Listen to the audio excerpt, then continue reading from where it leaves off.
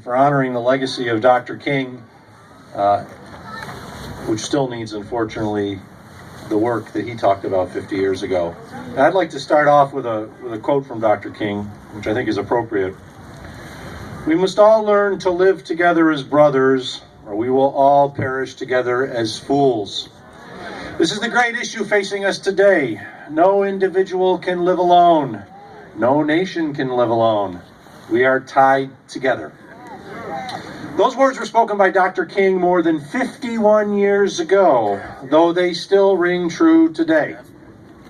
They ring true for our community, our state, our nation, and in fact, our world. Dr. King understood that no one person is truly free if another is not. He also knew that the battle for freedom and equality was more than ensuring equal protection under the law, though that surely mattered.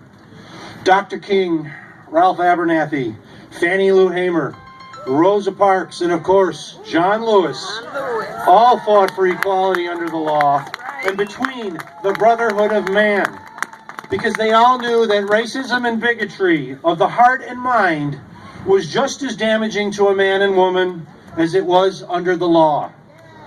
They all knew our society was only as strong as its weakest person.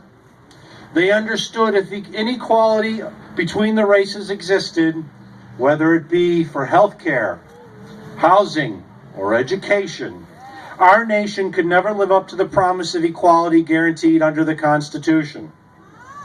Dr. King knew that if any one of us lived in poverty, we are all weaker for it. As he said, "The agony of the poor diminishes the rich, and the salvation of the poor enriches the rich." Because in the final analysis, both rich and poor are tied together in a single garment of destiny. Yes, we are all tied together in the end because each and every one of us makes up that single garment of destiny, the fabric of our community. That is why we stand here today. Each of us is our brother's keeper. I need your physical and spiritual support as much as you need mine. And right now, our community needs the support of all. Because while we are not defined as a community by any one individual, the fabric of our community can be torn by just one. That's right. That is why I hope the words of Dr. King provide not only us, but all the guidance necessary to resolve the divisiveness that exists today, but is as old as man, and in some ways is protected by our own laws. You see, the Constitution protects the right of free speech, including speech that we as a civilized society find abhorrent. As an attorney and a public servant, I will always defend the right of free speech for a person. But the Constitution also gives me and others the right to call out and criticize racist and bigoted speech for what it is. So today, while I may criticize those who engage in hate speech, I also pray that those who spew racist and bigoted speech can realize they are not stronger or better than the person they demean, but in fact weaken not only themselves but the greater community.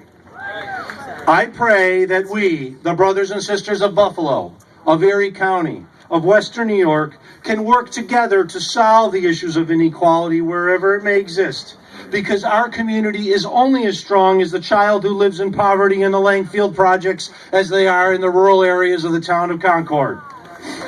I pray that we can rise up as a community to overcome the shackles of hatred and racism, because until we do, we are truly not free and equal. Dr. King knew the struggle would be long. He knew he might not see the day when the mountaintop was reached. While he and others who so valiantly fought back in the 1950s and 60s may be gone, their spirit lives in all of us. Their torch has been passed to all, and we must not relent in completing the task. So I thank you for joining us here today, because together we are stronger than one. Together we can stand up to hate. Together we are our brother's keepers, and together we shall overcome. Thank you.